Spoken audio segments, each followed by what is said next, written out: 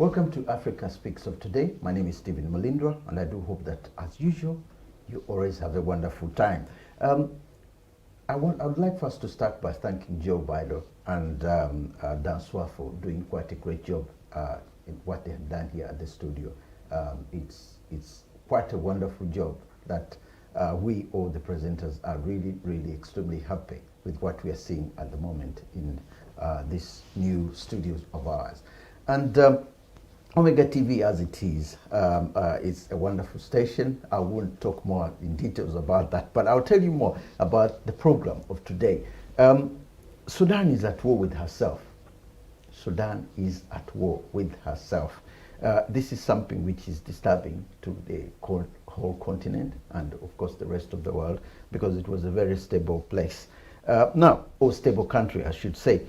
On April the 15th this year, war broke out in Sudan less than a month after one had ended in Ethiopia. Can you imagine that?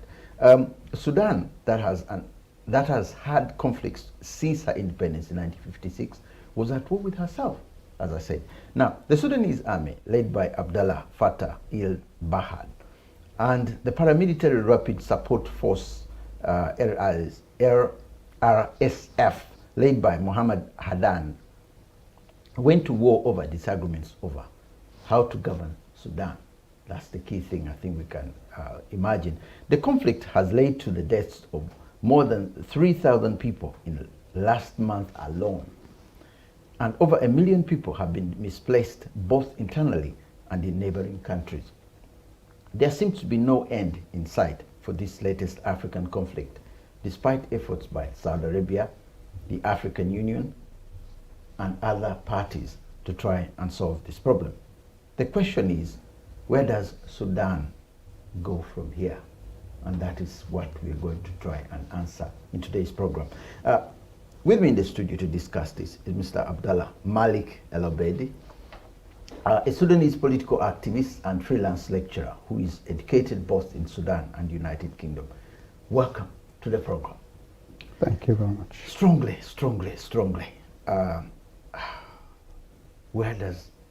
What happened is the key question that has to be asked first. There was stability with Omar Bashir. Something went wrong after he was deposed.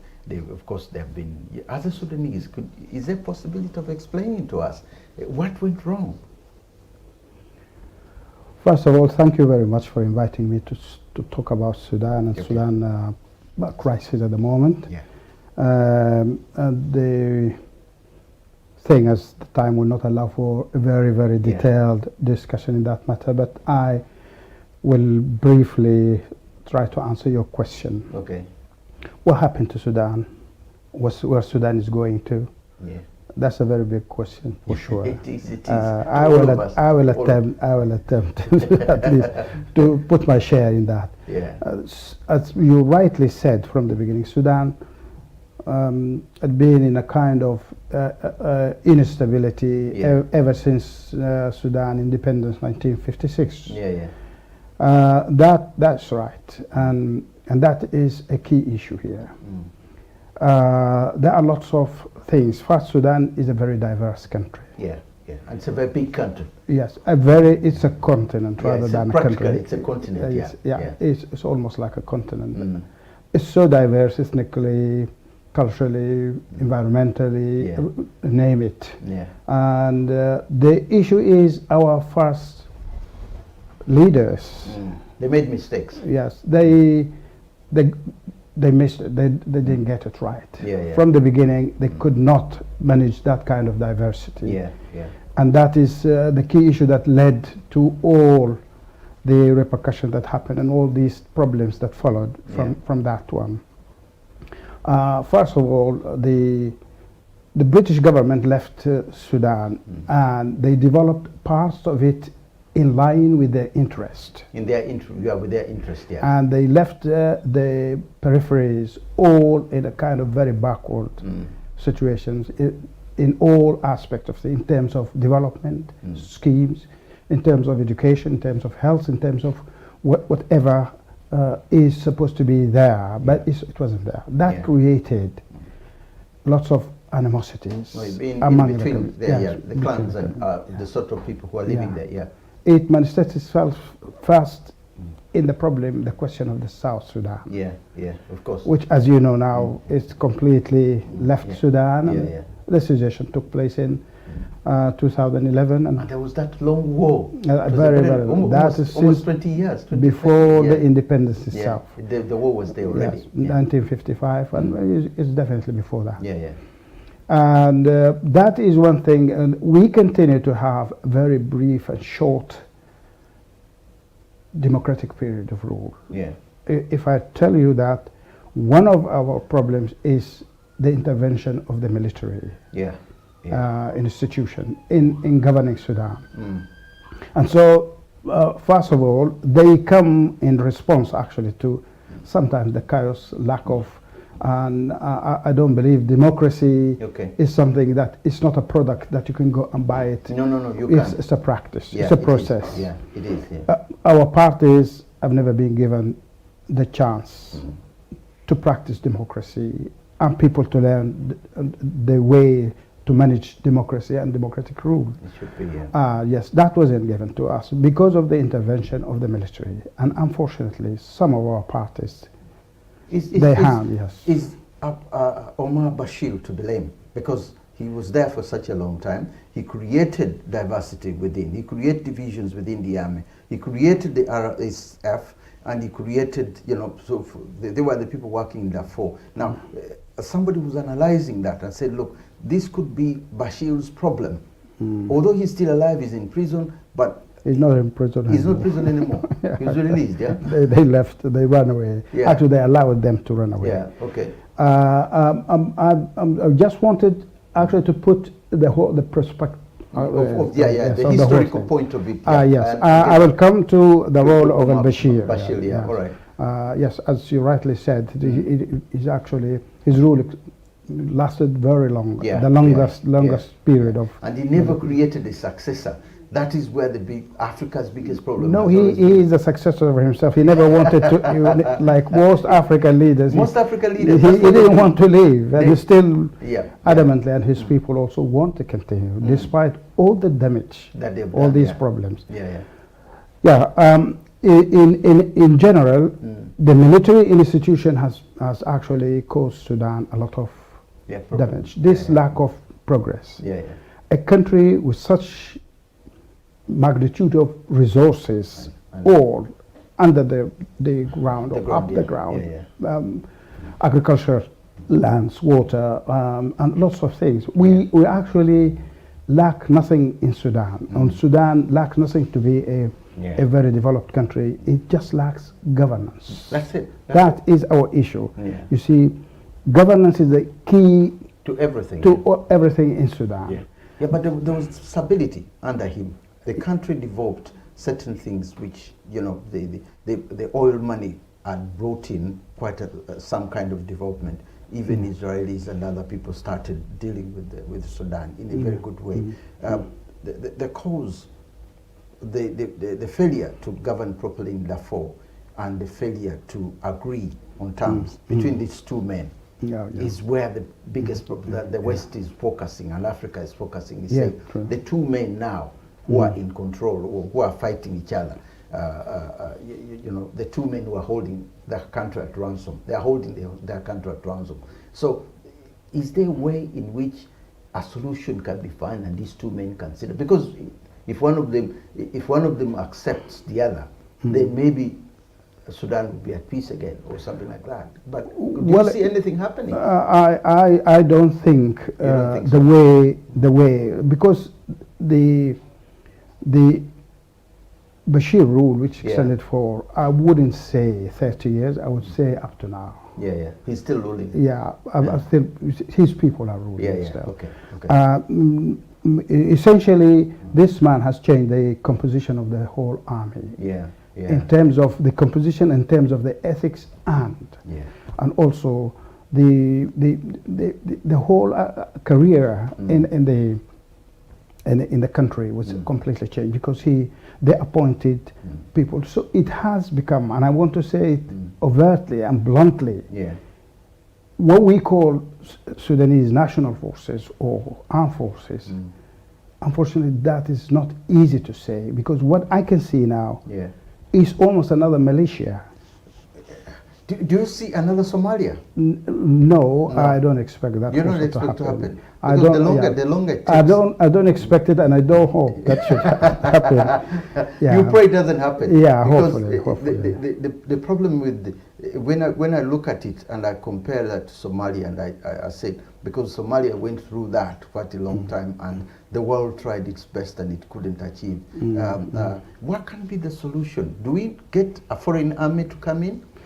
Might this be of any help? In reality, what I believe that apart from the internal factor of Sudan, the army, the Muslim Brotherhood, taking power, looting Sudan resources, diversifying people, and creating lots of problems during the 30 years, that's one aspect. Okay. But the other aspect is an external one. An external one, You know, these parts around us, regional and the international community, they played a role in bringing Sudan to the current state. What it is. In which way? Because when I look at it, I say, unless Saudi Arabia, the Emirates, and Israel now, and South Sudan can't be of any much effect. When I look at it, the external factors, how do they come in? Do they support one individual or another, and then they create the chaos for them to profit? Yes, that's very much so. The issue is the lots of intervention in the internal affairs of Sudan, and imposing a solution. I would say the West in general, including America, they have not actually understood exactly what needs to be done in Sudan. In Sudan, and they intervene. Sudan now lost all we can say is sovereignty. Okay. We are not a sovereign country anymore. We are there to carry out plans for somebody else, solution. For the waste Now, a foreign intervention is thought of. A foreign army. South Africa was suggesting this, that it would be more than willing to contribute to a peaceful army to come in, maybe bring in. If you get an army from Uganda, an army from Nigeria, to get several African armies to come in and disarm everybody, so that once the foreign army can stay for a period of time until Sudan gets back to its feet, and then it can leave. Do you see this as being, would they accept this? Yeah, we had already forces in Darfur during these massacres and this genocide and so on. The UN. And but the UN is not used so much as, okay, it's a peaceful way to, but it goes more on humanitarian aid. It simply goes to no, they were not actually brought in for humanitarian aid. They were brought in to keep peace in Darfur. Keep peace in the area. But they kept nothing actually. They kept nothing. Actually, they allowed. They made it worse. Yes, definitely. They were there, pretending to be protecting civilians. Actually, they were not protecting anything at all. They were protecting, and they were even unable to protect themselves from the attacks. Yes. So the way you look at it at the moment, because the key thing, as I said, with the Africa Speaks, is you try to find. Can you really look at a solution? Is there a solution to this? Because if 3,000 people can die in a month, and you expect, you don't know, you have 500,000, already 1 million or so who are displaced. You have the hunger crisis coming up. You have quite a number of things which are coming in. Diseases are creeping in, the water shortages, the food shortages, and everything is coming in for those who have remained behind. Sooner rather than later, there will be a huge humanitarian crisis coming up if a solution is not found quickly. That's right. That's right. I fully agree with you. What can be a quick? I know this can't be a quick fix, but what can you imagine something that might be, as a Sudanese, that might be of any help? Yes, it's definitely not that easy, and as you said, there is no quick fix in that matter. What people, you see the government, sorry, I'm saying the army or the other militia, as I can call, which is the official militia. We're not against, I'm not talking about the army as an institution. The leadership of the army now, as actually the byproduct of the previous the regime. previous governments, Or even the current regime, which is the same. And those people are following the same way of... the same pattern. Yes, everything is they brought this problem of this militia called the Rapid Support Forces. And the army failed to protect people from this. From these forces, Yes, they brought that problem and they failed to protect civilians from that. Actually, and now they are waging war. Sudanese people do not need any war, do not need any bloodshed, do not need, and that is not actually, I'm not saying that this rapid support forces should be there. From the outset, I believe its existence is completely wrong because you have to have one army and an official army, well-trained and professional army. We're coming back to Bashir again because when he created the rapid force, it was meant to be in Darfur. Then when it left Darfur, it didn't have any role. It did not need Darfur. It didn't need that role anymore. Now it needed power. And this is where the two people come in. Yes, when they came in, obviously the only solution was the two have to fight until one of them goes down. That's right.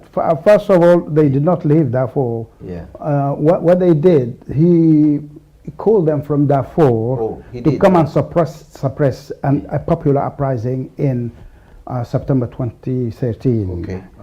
And they crushed that, and they killed over so many people, 200 young people, all under 20 or a little more than 20.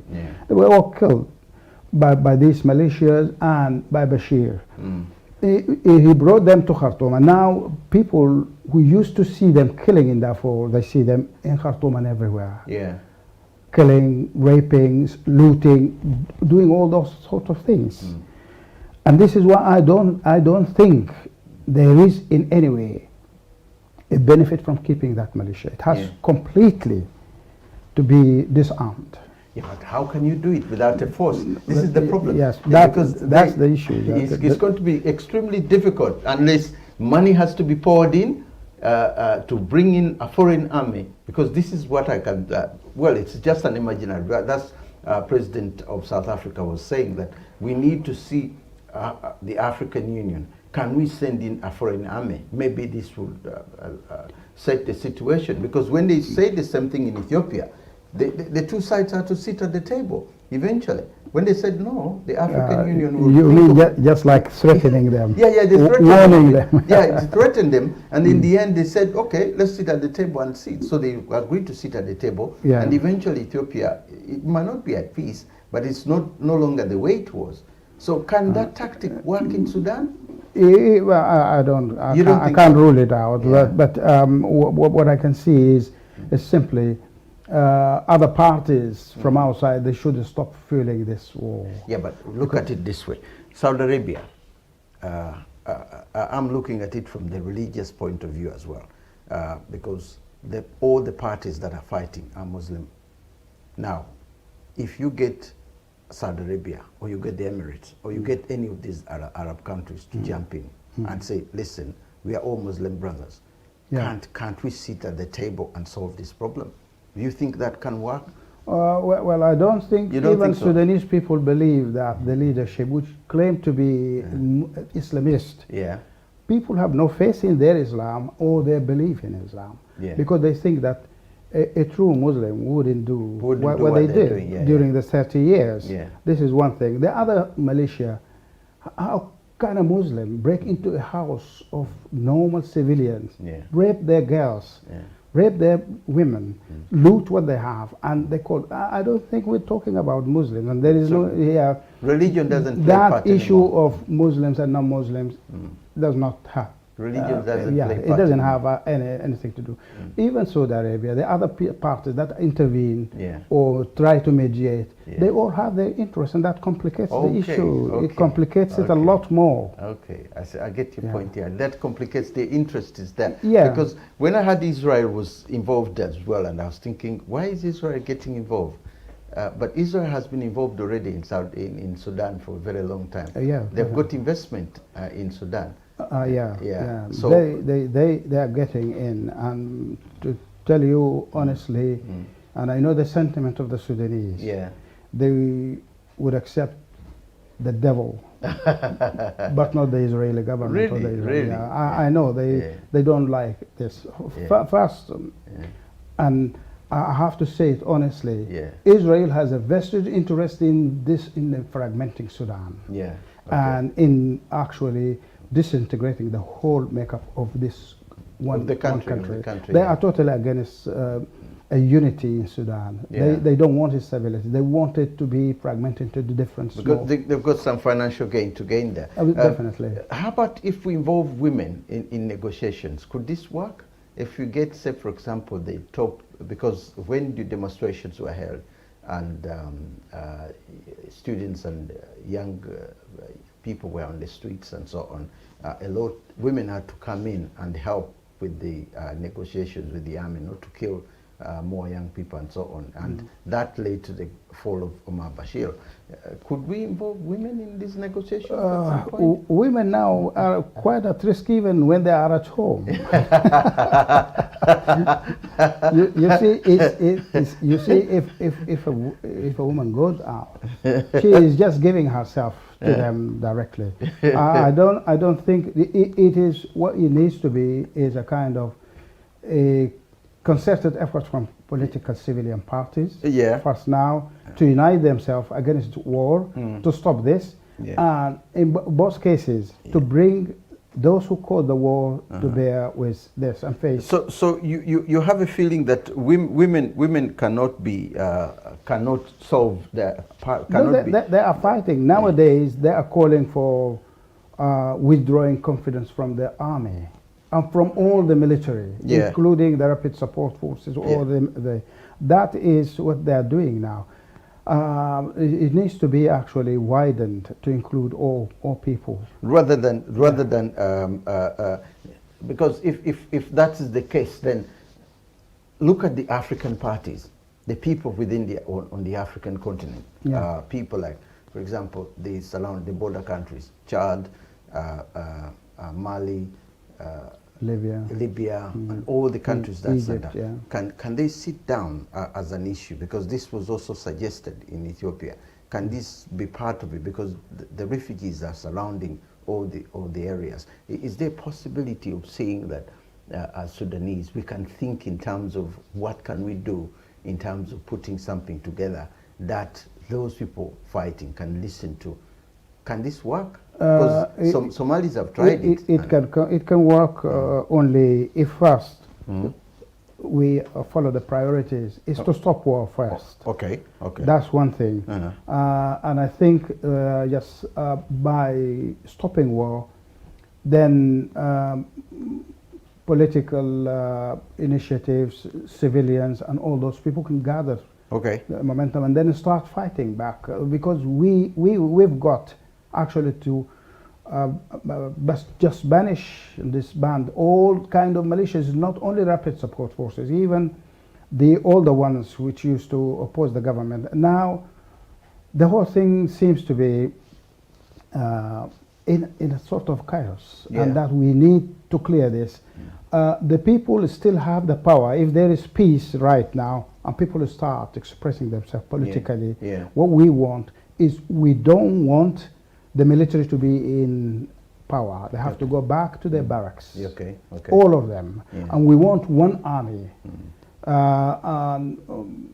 Just those kind of militia paramilitary. It's one thing wanting, it's another thing doing something about it. I know it is difficult. I spoke to several Sudanese here, and they were saying, look, they are trying to see if they can put a team together, even here in UK, and then one in America as well.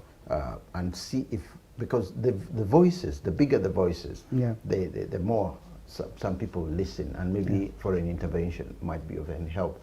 Is there anything of that nature going to happen here with the Sudanese who are living here? Yes, the Sudanese generally abroad, outside Sudan, they are actually, all people were really shocked by what happened. Already having a kind of a coup against the civilian government last year in October 2021. When it happened. And then again, instead of just that kind of a kind of military coup, that's normal one. Now we have war rather than a military coup, Yeah. which is claiming lives of people, as you said. Yeah, Definitely. Any concerted effort. Is there any effort by any of the leading? Yeah, you've organized something. We are all working right now to stop the war. Yeah. And get people back to resume negotiation.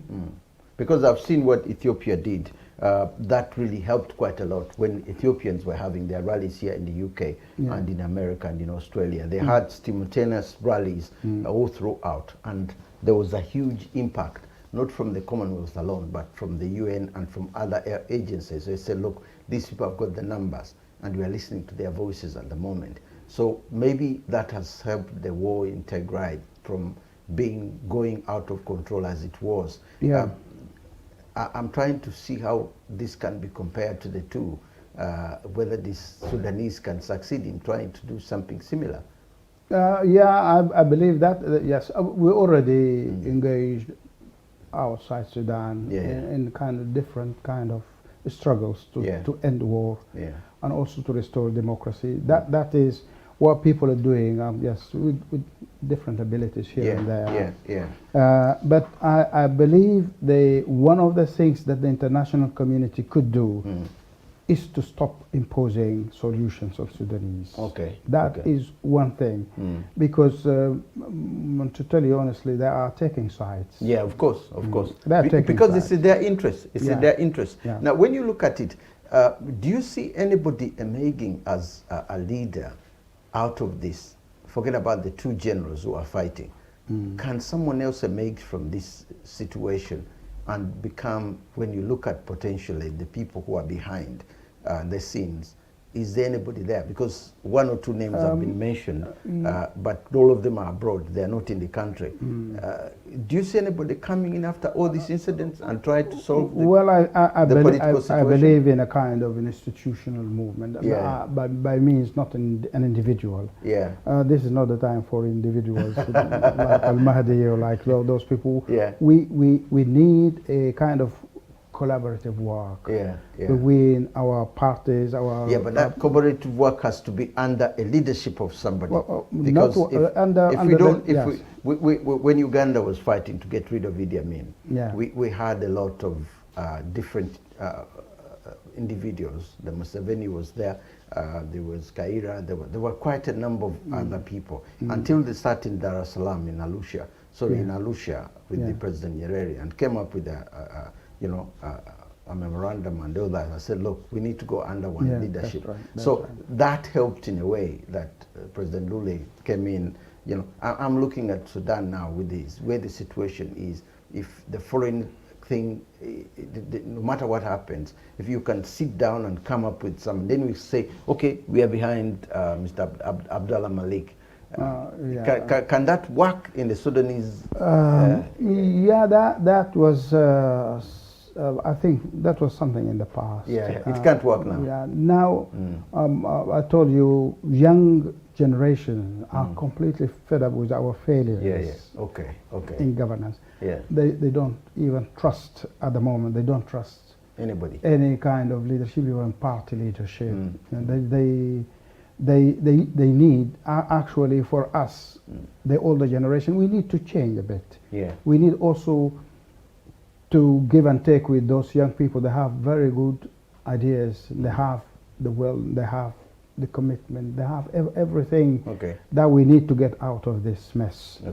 But unfortunately, with the presence of the military and all those right-wing parties, like it's going to be very difficult. How about the issue? There was a paper that was talking about Sudanese in Saudi Arabia who are trying to organize an army within an army.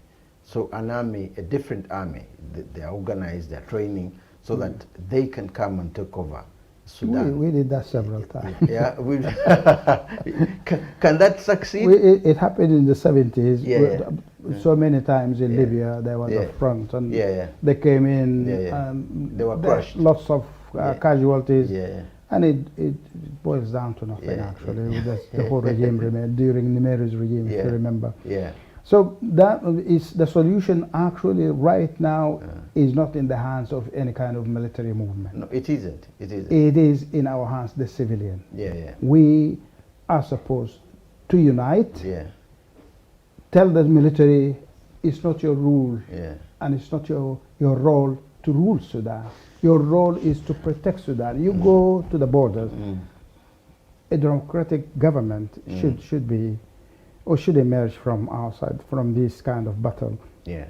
I don't think I'm not talking about things that we can just Wake next up one day we morning get when it. they're there. It needs a struggle. It needs a lot of work. It is a big one. It is. The problem is that it's easier. I see civilians losing in their numbers, losing their numbers in quite a lot if they go out in the street tomorrow and say you need to go, because the current situation, no civilian can actually overthrow or work. It can't work like it did during Omar Bashir, because then the unity there. Then the problem now is that there are two groups fighting, and anybody going in the street tomorrow will probably be massacred. So I don't really see that happening. It's true, but I don't believe that any militia in any country can defeat a government, a state army. Yes, it is. Yeah, it's not easy. Yeah. And I don't predict for the rapid support forces to win the game here. Yeah. It will take time, but definitely the army will be able to stop that. How about another solution? Say, for example, getting the supporters to back down. Most of the camp, like now, Saudi Arabia's got a side, Israel's got a side, and Egypt Libya. and all the other, Libya, they all got sides who they are supporting. Now, the United Arab Emirates. Yeah, the Emirates has got a side. So is we are looking at a situation that could be like the one in Yemen. Now, when people have supports, unless one of them pulls out and withdraws their support, it weakens to weaken the other group. It's going to be difficult, for example, to stop the war in Yemen, because it's got Iran and that's right. Yeah, That's Iran and what Saudi we should Arabia. do Yeah. is to stop this kind of intervention. If there is genuine attempts and initiatives to solve the problem, we'll definitely welcome it. But if any initiative coming from anywhere, aiming to further our problems by taking side with this or that, is definitely doomed to fail, and our problem will continue. Our problem is that all those parties should just step a little away, and they should not just impose on Sudanese what way to take. They should listen to what we want. Of And course. and that's what we said to them even before the revolution, just before even Bashir was. The president of Southern Sudan Yeah. has asked to see the two people, the two generals, and he has said he can sit down or he can help with the negotiation to make, because he understands Sudan. He's a Sudanese after all. He took part in the war. Who? So the president of Southern Sudan. The South Sudan. South Sudan, yeah. And he says, look, it's high time we sit down. I can invite them to Southern Sudan and we sit and we talk. Can this be can it be taken seriously on this issue? Or they wouldn't even listen to him? They did, but I think South Sudan is also in an awkward. we have two failing countries. They both actually failed to manage diversity or to manage their countries. I think we have a problem, and as I said to you, it's a governance problem. As long as it's not a problem of resources in South Sudan or in Sudan. They're both very rich countries. They are very resourceful, but actually all we lack, the head is not there. It's the thing. Right. The Chinese are also, this is why it's becoming extremely intelligent. It's funny, but at the same time it gives us a lot of thought, because the Chinese minister, one of the Chinese minister even suggested at one point, so that Chinese could deploy an army there, could put an army there, which is not interesting the Americans. They are not very interested in that. Now, we are looking at now even China thinking in terms of putting an army in North Sudan. And which could keep the balance somewhere. And the Chinese are more likely to do it. They are more likely, if they requested, they can easily do it. Because if they are looking at the resources, that one foot of putting their foot in Africa on a permanent basis. Do you see this happening at all? First of all, China was there in Sudan, even before the cessation of South Sudan. China was there. Yeah.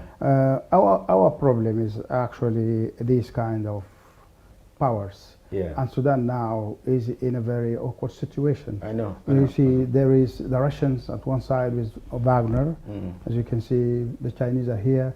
The Americans are still trying to oust the Chinese and the Russians. Yeah. And we are now becoming a place for a kind of this kind of. It's like a playground, playground for them. Playground for this. Yeah. And this is very serious for Sudan. We, since independence, with all our awkward countries, all our governments, which are very weak, but nonetheless, we never left sovereignty, and we never ally ourselves with any part of any of them, alliances. Now, historically, you said at the beginning that things didn't work out. The leaders who came in at the beginning got it wrong.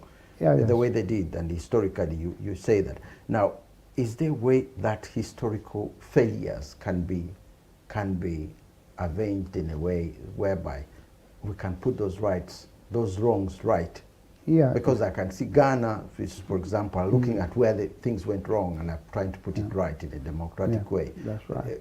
Can Sudan, or even other countries are looking at it from that way, can they put it right? Can Sudan put it right? Definitely. How can they put it right then? A lot has been written about our failures since independence. Yeah, yeah. And that is a kind of a reasonably balanced way of development in all parts of Sudan. That's one thing. Yeah. Looking at the issue of a democratic constitution that does not discriminate between people, whether Arabs or non-Arabs, or Muslims or non-Muslims, and so on.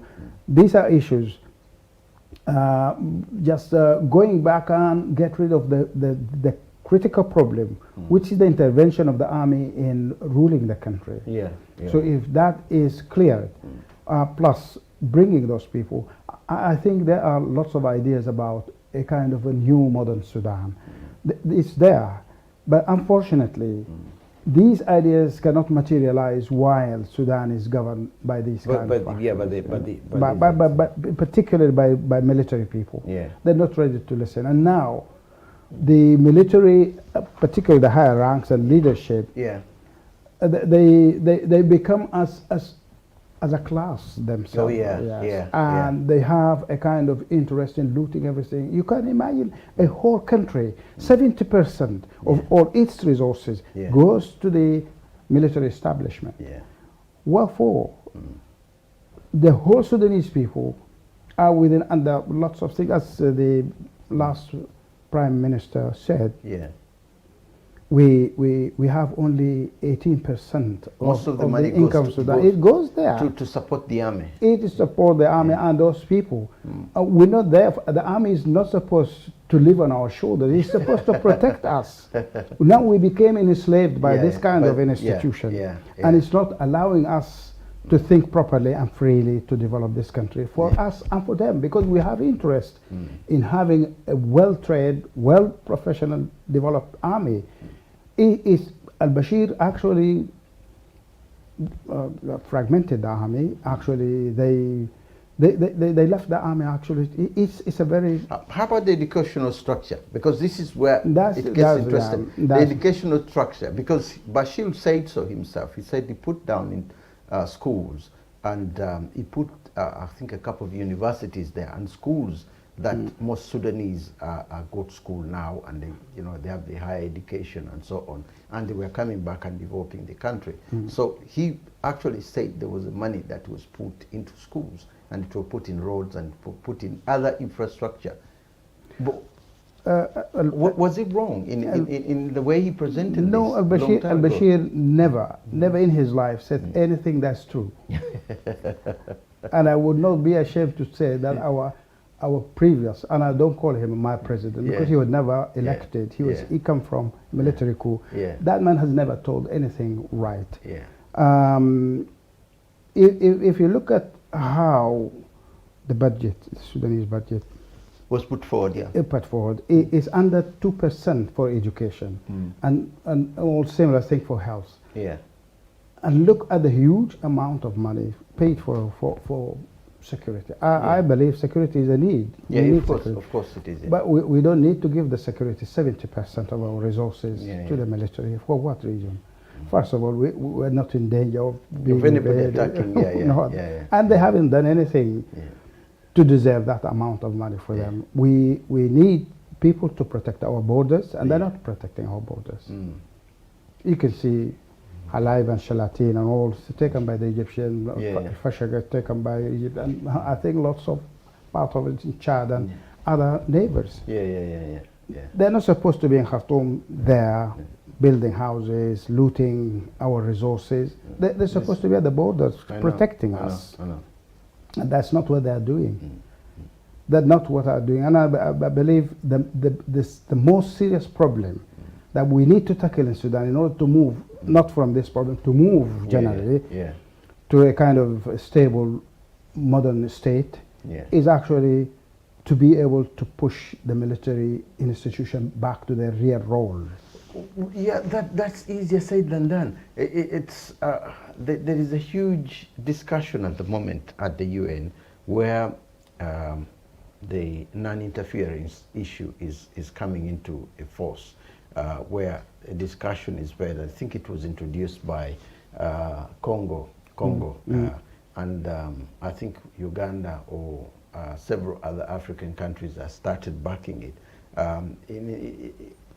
When you look at it, others that don't really like it, the non-interference into other countries' affairs. But when you're looking at a situation like Sudan and a situation like was in Ethiopia, the non-interference, if you're going to go in there and save lives, the way America did and when they went to Afghanistan, they used a certain portion of that law. Now, Africa can use part of that initiative as well. I said, okay, we have an African army coming from Sudan, from Uganda, Kenya, Ghana, Tanzania. We combine together and go in and rescue a situation like in Sudan and say part of the money might be paid for by Sudan because we're going in to create the peace initiative like what they're trying to do now in the East African region where a couple of army are going into Congo to try and fight the rebels in Congo, the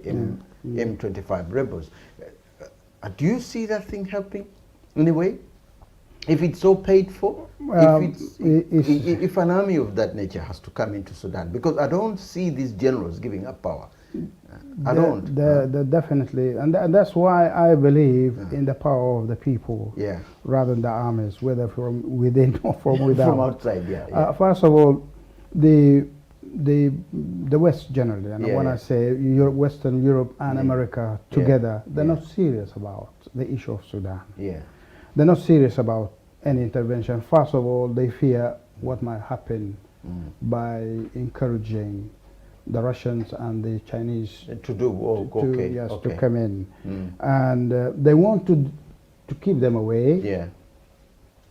But not through a kind of a direct intervention. And at certain times, I believe, first of all, if you look at South Sudan, it wasn't at all the intention of South Sudanese. But it had an outside intervention because Uganda took an army there, and I think there was Kenya. There were outside armies. Uganda had an army in South Sudan for quite a long time to help keep the peace there. And I think there was an army from Rwanda as well. They were there to try and keep the intervention. So looking at it, that's the only way I can think an intervention can work. But you see, the international community now is divided. It's divided over this issue, And the issue is not taken seriously, that Sudanese people are suffering now and they have problems and so on.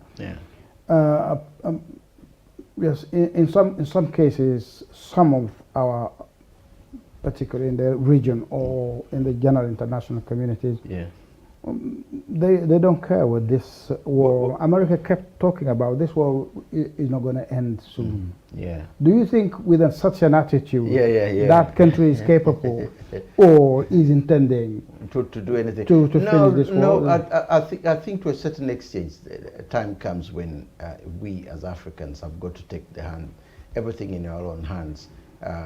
Do we have the will? Are we free from the effect of those people? They are leading us by the ear. Yeah. They are doing that, but to a certain extent, it's something that I blame ourselves. We allow it. If we allow it, the leaders are allowing it. But when I look at the situation like in Sudan, I just wish the same thing can happen like what happened. I hope so. But in Sudan, the problem is also a bit complicated because Sudan also has a crisis, an identity crisis, which is already there. We haven't created a kind of bilateral relationship with our African countries. You see, most we look across the Mediterranean, across the Red Sea. We are associating ourselves more with the Arab world, rather than Africa. And that also, I think, denied other African countries from the contribution of Sudan as a country with a long-standing history, civilizations, and so on. Could contribute a lot. And also for us also to get rid of that kind of stigma of being Arab, non-Arab, non-Arab, being caught up in the middle. Somalians had that issue as well, and it's only when they realized suddenly that their solutions cannot be solved by the Arabs. Suddenly they are coming back to the African continent, because they had the similar problem when the late president of Somalia, I forgot the man's name, but Siad Barre. Siad Barre was more connected to the Arabs than to Africa as a whole. And in fact, he didn't look at himself as an African. He looked at himself more like an Arab. But when he started having problems in Somalia, he tried to get the Arab countries to come in, and they didn't. They didn't. So when he realized that, it was too late. He couldn't, the whole of Africa were telling him, say, you are on the African continent, you are Africa. Look at Africa now more, but he didn't. In the end, it's the divisions that took place in Somalia. But they are waking up and they are coming back. Now I can see something similar in Sudan. Now that you've mentioned it, and maybe as time goes by, they are waking up to that identity crisis and say, hang on a minute, nobody's going to come from Egypt, nobody's going to come from Libya, nobody's going to come from Saudi Arabia. I think we are on our own. I think someone is going to come from Uganda. It's going to come from Kenya. True. They're waking up to that identity, and it might be maybe this is what you're lacking, and it's going to happen. Definitely. I'm not saying that we need to stop the relationship with the Arab world. Of course not. But I'm against that we wholly become like that. With Sudan, which is a kind of a multi-ethnic country, it is not in our interest and it's not in our favor to associate with one kind of ethnic group to the elimination or that comes because of religion. Religion has a big impact on the country. It doesn't have to be. You can be a Muslim in Uganda without having to be an Arab. Of course. As one of my Ethiopian friends says, I don't take anything that comes as in these books. Part of it is the Arab's culture. And what I need to do is to be a Muslim as a Muslim without having to leave my heritage, my culture, and so on. That's what I need. And that's right. There are Muslims in Nigeria. Are they Arab? Are they going to be Arab? In Uganda, there's so many. In Uganda, of them. Yes, I know Uganda very well, and I have so many friends from your country. With us, our cultures jump in, even in Tanzania and Kenya. We've got so many Muslims, but they are not so attached to that to religion. They have the other side of the the other side of the of our cultures embedded in them because they were raised in that culture. I think maybe what I can see here is that certain parts, the northern part of Sudan, the leaders failed to realize that identity crisis quickly. That is to deal with it before. Actually, I heard one of my friends from South Sudan. We were here long ago in Birmingham in the 90s, early 90s, and he was telling me that what I don't like about governments is that at one time when we got our independence, instead of going to the Commonwealth, we went to the Arab League. Why? It's a legitimate question, and I think he had the right to ask that question. It is. Why do you go this way and not that way? Well, although it's not a matter of going to the Commonwealth, we or going to the Arab League. It is how do we identify ourselves? For me, it's quite enough. I'm Sudanese. Specifically, I'm an African broadly, and that's it. I have no hostility, and we shouldn't have hostility towards the Arabs or the other Africans from other side or anywhere. That shouldn't be a problem. Who you are is who you are. Exactly. But the identity thing is not being taught in Sudanese schools. Maybe this is where the whole thing is, because there was a teacher who was teaching English in Sudan, and they deported him back to the UK when he was trying to bring in, she was she was trying to bring in something. I remember maybe 10 years ago about Mohamed and so on. And the education department said, no, we are ending your contract, you have to go. But the teacher was trying to bring in something, which now we can see was where the problem was, because she was trying to put a division between culture and faith. But the North were putting faith at the forefront of everything, and it's what is dividing the Nigerian Muslims in the North. Faith is always part of the culture. Any culture, your faith is part of it. But faith is not all to do with culture. It is part of your culture. What you believe in, how you dress, what you eat, how your custom traditions. These are all in what we call culture. In Sudan, our culture is it's an indigenous African culture. Being Muslim or knowing something about the Arabs' culture doesn't mean that we can be transformed into Arabs. And if we are culturally, that is Arabicization. If we Arabization, not Arabicization, Arabization, that's a false thing. I can't be an Arab. But I have nothing against Arabs. Exactly. I have nothing against Arabs. I'm committed to being a Sudanese. And that's my heritage, where I grow up, and I respect my culture, and I'm very proud of it. Very proud of my culture, and I don't want anybody to tell me to be something else. This is also, it has its roots also in our crisis now. In Darfur itself now, you can see Arabs versus non-Arabs. I know. All these massacres going there. I know. I was watching a program about it the other day. The Arabs were killing Africans.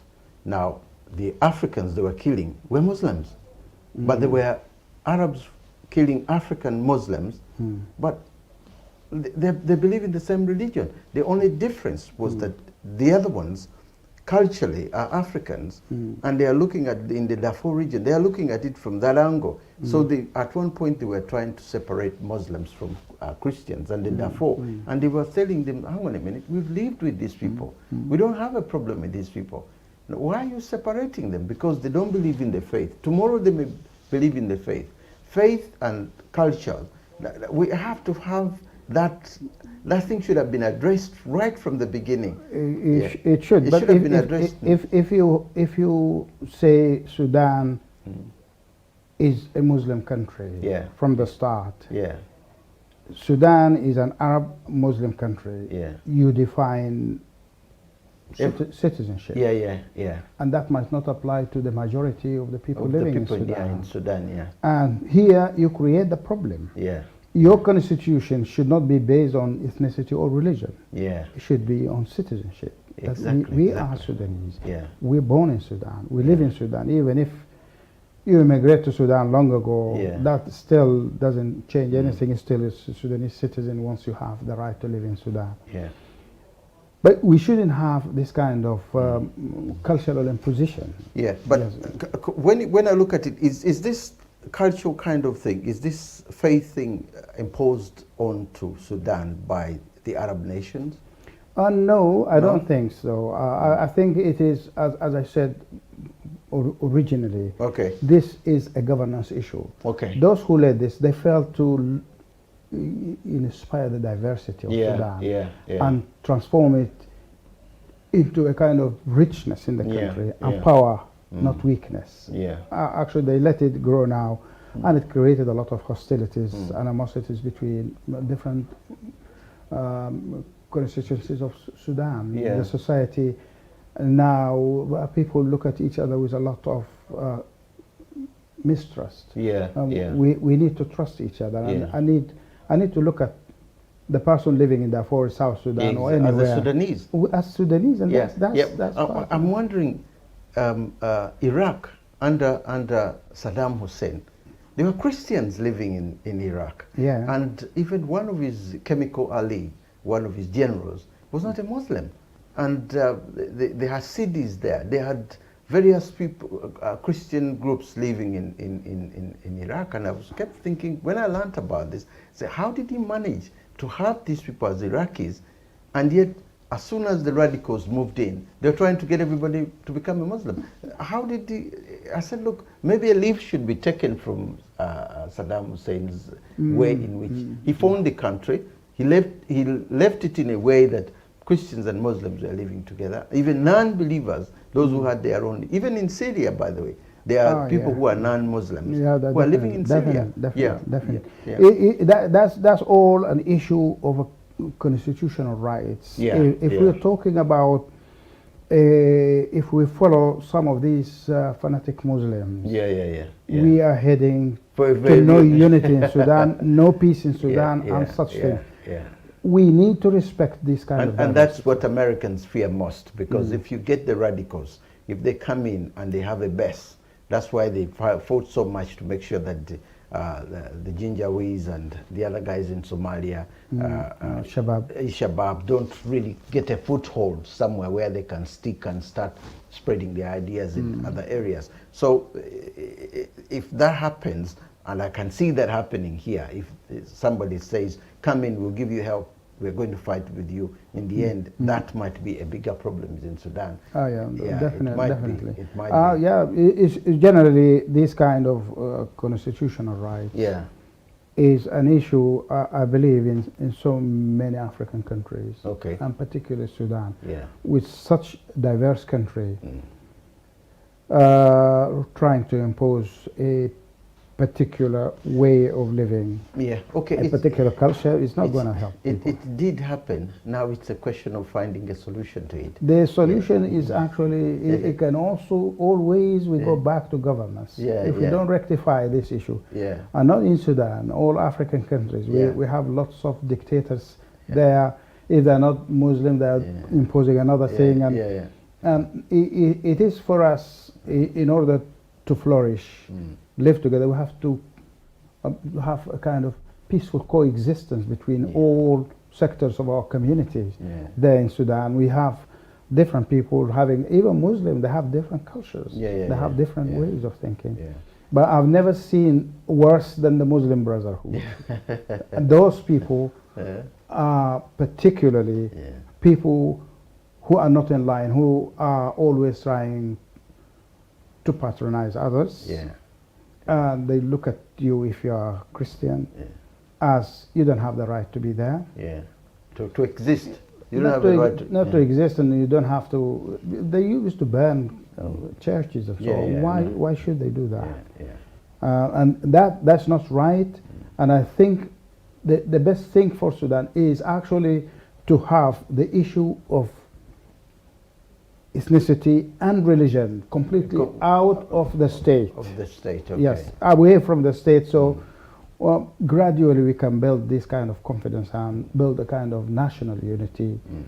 National unity cannot be by force. You cannot force people to be Muslim. You definitely can't force that. You need to bring people to live together. You have a kind of cultural dialogue between the constituents of all the constituents of Sudan. Those people living together will have something at the end that keep people together. And I like what is going on in Eritrea. In Eritrea, it's not the whole tribe or the whole community. Even within the house, the same family, you have a Christian, you have a Muslim. And they're living together, they eat together, they are brothers. I think the illiterate situation as well has come in because maybe one of the problems that Sudan had, northern Sudan especially, is that you didn't really have so many Sudanese abroad.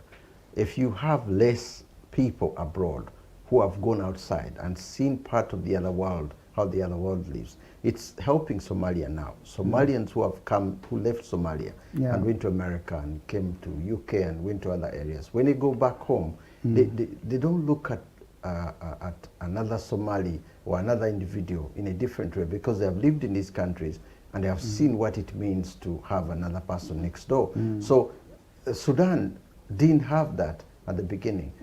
Most Sudanese were at home. It's only when now this war has opened up, their eyes are now opening to say, hey, hang on a minute, there are Christians living next door. I think we can live with that. They are. So when their numbers become, I think it's a question of that the identity thing you're describing and all that. When they go back home, you know, that thing, Ghanaians who are going home now are realizing we need to do this. This conflict is not a solution. Ugandans who are going home, they are realizing that. Having lived abroad, you bring in that extra. And I think this is where now Sudan is going to face, maybe as time goes by, now that you've faced this conflict. We already have a large sector of our communities. But in the Arab world, most of them are in Saudi Arabia. We have people in America, Canada, we have people in Australia, we have people all around Europe, UK. There are quite a lot of people. And by the way, the Sudanese used to come to Europe generally for education and things long ago. And it is true that helps a lot in changing people's views on different things, giving them something, an alternative. That's right. But paradoxically enough, in Somalia, people speak the same language. They are all Muslims, the same ethnic origin, but still they have that problem. I know, they have the clan. They have the clans, and the clans have been the biggest problems with them. Each clan wants to be dominant. And then of course the Muslims, they have the Sunnis and Shia, and those smaller things are a bit effective. Now, lastly, how do you see the future now, Sudan? We are coming towards the end of the program. Well, you see, little information is available and actual to judge or analyze what's going to happen. But I can only talk about what I hope to see. What I hope to see is actually war stops. These masses that moved and topple al-Bashir should move again and restore democracy and impose it on those military. And as I see, my problem is to see all one national army, a professional one doing their job and not ruling Sudan. That is what I hope to see. Hope so. And I will fight for that, not only hope to see. I will fight with all people who share the same views that we need to see Sudan moving on, and it won't move on without clearing this backlog. Mr. Abdul Malik, thank you very, very much for coming to our show and being with us today and telling us all about Sudan. And I do hope that, we pray that Sudan, we hope that the war is stopped and the war stops, bloodshed is stopped, and all these problems. Definitely. Thank you also very much for allowing me to. We do hope so. Thank you for being with us on this show today, and I do hope that you'll be with us again next week for another edition of Africa Speaks. Thank you, and may God bless you all. Thank you. Welcome.